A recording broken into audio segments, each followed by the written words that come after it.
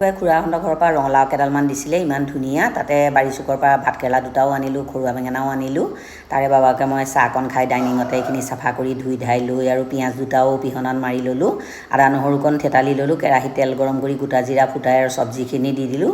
আৰু তাতে পিঁয়াজ নহৰু আদা কেঁচা জলকীয়া বেলেগ মা মছলা নিদোঁ আৰু নিমখ হালধি দিছোঁ।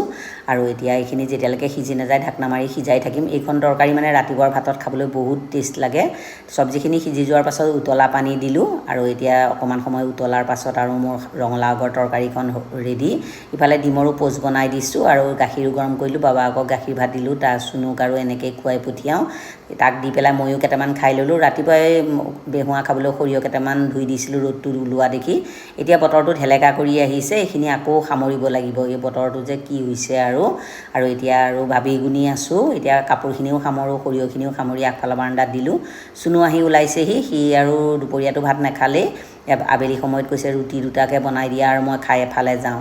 তাকে লচ্ছা পৰঠা নিচিনাকেই বনাই দিলোঁ আৰু ভাজি বনোৱা নাই, ডিমৰ মামলেট এখন বনাই দিলোঁ, আচাৰ দিলোঁ, তিয়ঁহো দুডোখৰ দিলোঁ। গাখীৰ চাহ একাপৰ সৈতে তাক খুৱাই এতিয়া পঠিয়াই লওঁ।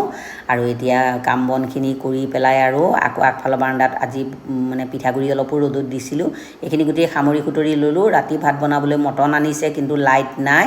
এতিয়া প্ৰেছাৰ কুকাৰতে বনাম, গোটেই মা মছলাখিনি দি আৰু মানে কেৰাহীতে মছলা দি গোটেই মটনখিনি ভাজি প্ৰেছাৰ কুকাৰতে চিটি মাৰি দিলোঁ, হৈ গ'ল।